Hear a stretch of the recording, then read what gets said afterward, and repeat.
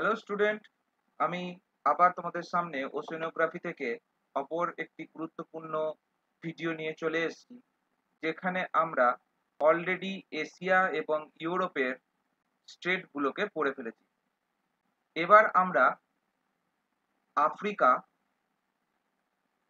এবং ওসিয়ানিয়া মহাদেশের যে উল্লেখযোগ্য স্টেটগুলি রয়েছে সেগুলিকে আমরা এখানে দেখে নেব। তাহলে চলো শুরু করা যাক। আফ্রিকা মহাদেশের প্রথম যে স্ট্রেটটির নাম আমাদেরকে জানতে হবে সেটা হচ্ছে স্ট্রেট অফ জিব্রাল্টার। এটা আমরা কোথায় দেখতে পাই?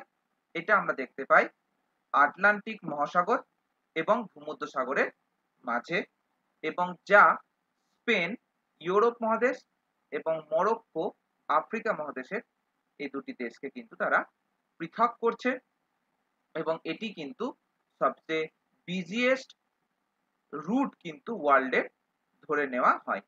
তো বেসিক্যালি এটা হচ্ছে আমাদের আফ্রিকা মহাদেশ, আর এই ওপরটা হচ্ছে আমাদের ইউরোপ মহাদেশ। এই ইউরোপ মহাদেশের এইখানটায় রয়েছে হচ্ছে স্পেন, আর এই জায়গাটায় রয়েছে তোমার মরক্কো। এই জায়গাটাকে আমি যখন এখানে জুম করে তোমাদেরকে দেখাচ্ছি, তাহলে দেখে নাও, ওপরে রয়েছে স্পেন এবং নিচে রয়েছে মরক্কো, যার বাঁ দিকে রয়েছে আটলান্টিক মহাসাগর এবং ডান দিকে রয়েছে ভূমধ্য সাগর। এই দুটির কে যারা যুক্ত করছে বা যে প্রণালীর মাধ্যমে তারা যুক্ত হচ্ছে তার নামই হচ্ছে কি strait of Gibraltar. Next, Africa মহাদেশের অপর একটি গুরুত্বপূর্ণ স্টেটের নাম হচ্ছে বাব আল মানদেব। এটা কি করছে?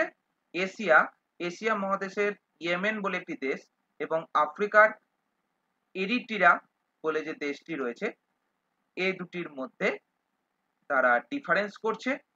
Red Sea, Gulf of Aden এবং আরাবিয়ান সিকে কানেক্ট করছে। বেসিক্যালি এই দিকটা হচ্ছে আমার এশিয়া মহাদেশ এবং এটা হচ্ছে আমার আফ্রিকা মহাদেশ। এর এই যে জায়গাটি, অর্থাৎ ওপরে দেখো এখানে লেখা রয়েছে রেড সি, এখানে হচ্ছে আমার গালফ অফ এডেন এবং তারপরে হচ্ছে আমার আরাবিয়ান সি বা আরব সাগর। এই তিনটে সাগরকে যে প্রণালীর মাধ্যমে যুক্ত করা হচ্ছে তাকেই কিন্তু বাব আল মানদেব স্ট্রেট বলা হয়ে থাকে। যেমন জিব্রাল্টার প্রণালী ইউরোপ থেকে আফ্রিকাকে আলাদা করছে, তেমন বাব আল মানদেব কিন্তু এশিয়া থেকে আফ্রিকাকে পৃথক করছে। এই জায়গাটিকেই যখন আমি এখানে বড় করে দেখাচ্ছি, তখন দেখো এটা হচ্ছে আমার আফ্রিকা, এদিকে হচ্ছে আমার এশিয়া, এদিকে হচ্ছে আমার রেড সি, এটা হচ্ছে আমার আরাবিয়ান সি, আর এখানে রয়েছে গালফ অফ এডেন। এর মধ্যে যে সূক্ষ্ম যে একটা প্যাসেজ রয়েছে, জলপ্রণালী রয়েছে, একেই আমরা কিন্তু বাব আল মানদেব স্ট্রেট বলে জেনে থাকি। ক্লিয়ার? আফ্রিকা মহাদেশের অপর একটি গুরুত্বপূর্ণ স্টেট হচ্ছে মোজাম্বিক স্টেট। এই মোজাম্বিক স্টেটটি আফ্রিকার মূল ভূখণ্ডে অবস্থিত মোজাম্বিক এবং আফ্রিকা মহাদেশের পূর্ব দিকে অবস্থিত যে দ্বীপটি রয়েছে মাদাগাস্কার, এর মধ্যে পৃথক সাধন করছে এবং ইন্ডিয়ান ওশিয়ানকেই কিন্তু যুক্ত করছে। এটিকেই major shipping routes of southern Africa ধরে নেওয়া হয়। এটি হচ্ছে আমার আফ্রিকা মহাদেশ। আফ্রিকা মহাদেশের দক্ষিণে অবস্থিত এইটি হচ্ছে আমাদের মোজাম্বিক দেশটি, এবং এটি হচ্ছে আমাদের মাদাগাস্কার দ্বীপ। এই মধ্যেখানে যে আমরা চ্যানেলটা বা স্ট্রেট বা জলপ্রণালী লক্ষ্য করি, তার নামই হচ্ছে আমাদের মোজাম্বিক স্ট্রেট।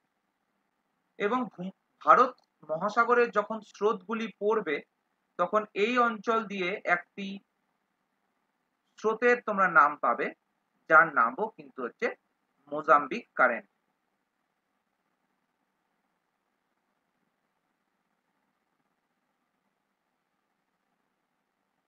অপর একটি গুরুত্বপূর্ণ স্ট্রেট আফ্রিকার হচ্ছে স্ট্রেট অফ সিসিলি, যেটা ভূমধ্যসাগরকে কানেক্ট করছে, ইস্টার্ন এবং ওয়েস্টার্ন ভূমধ্যসাগরকে কানেক্ট করছে এবং সেপারেট করছে টিউনিশিয়া আফ্রিকা এবং সিসিলি ইটালি ইউরোপ থেকে।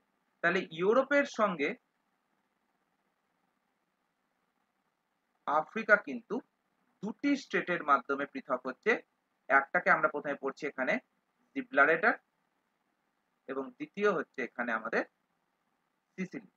বেসিক্যালি কি হচ্ছে, ইতালির মেনল্যান্ডের সঙ্গে সিসিলির এখানে আমরা একটা স্ট্রেট পেয়েছিলাম, যার নাম পেয়েছিলাম মেসিনিয়া স্ট্রেট।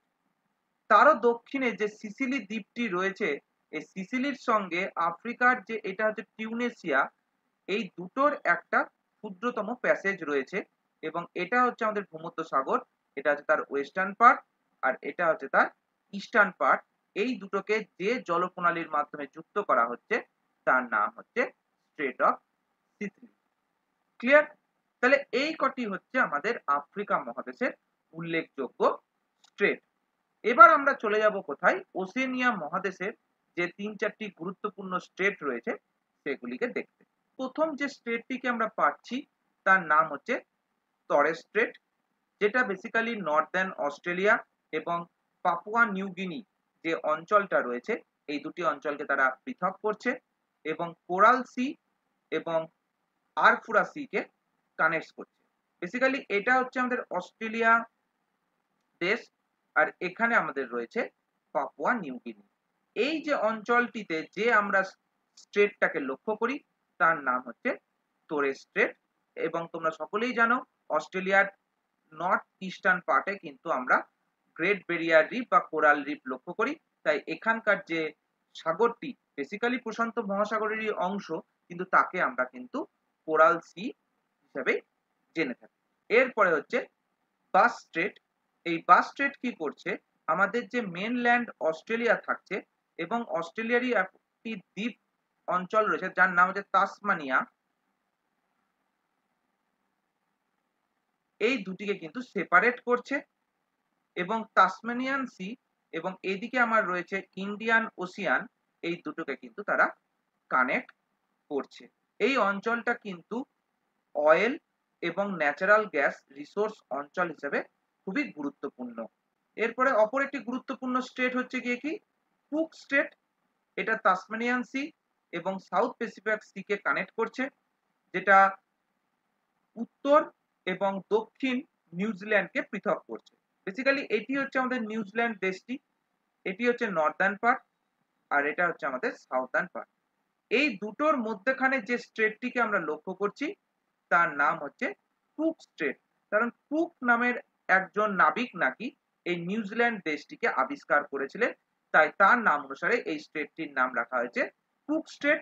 এই কুক স্ট্রেটের পশ্চিম দিকে রয়েছে, এখানে রয়েছে তাসমানিয়ান সি আর এদিকে রয়েছে আমাদের কি প্যাসিফিক ওশিয়ান। তা এই দুটোকে যারা যুক্ত করছে তার নাম হচ্ছে কুক স্ট্রেট এবং এই কোশ্চেনটি কিন্তু ঝাড়খণ্ড 2023 সালে যে পিজিটি পরীক্ষা হয়েছিল সেই পিজিটি পরীক্ষায় কিন্তু জিজ্ঞাসা করেছিল কুক স্টেট কোন দুটি দেশকে বা কোন দুটি অঞ্চলকে পৃথক করেছে।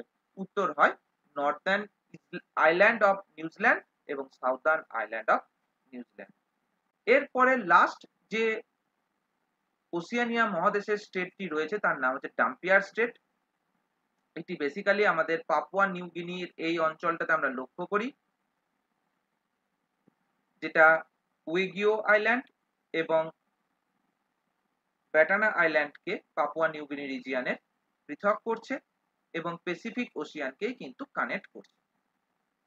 তো এইগুলি আমাদের আফ্রিকা এবং ওশিয়ানিয়া মহাদেশের উল্লেখযোগ্য স্টেট এবং পরীক্ষা পারপাসে কুক স্ট্রেট, বাস স্ট্রেট, জিব্রাল্টার, বাব-আল মানদেব এগুলি কিন্তু খুব ইম্পর্টেন্ট। আশা করি তোমরা ভালোভাবে বুঝতে পেরেছো। যদি কোনো অসুবিধা থাকে কমেন্ট সেকশনে অবশ্যই জানাবে।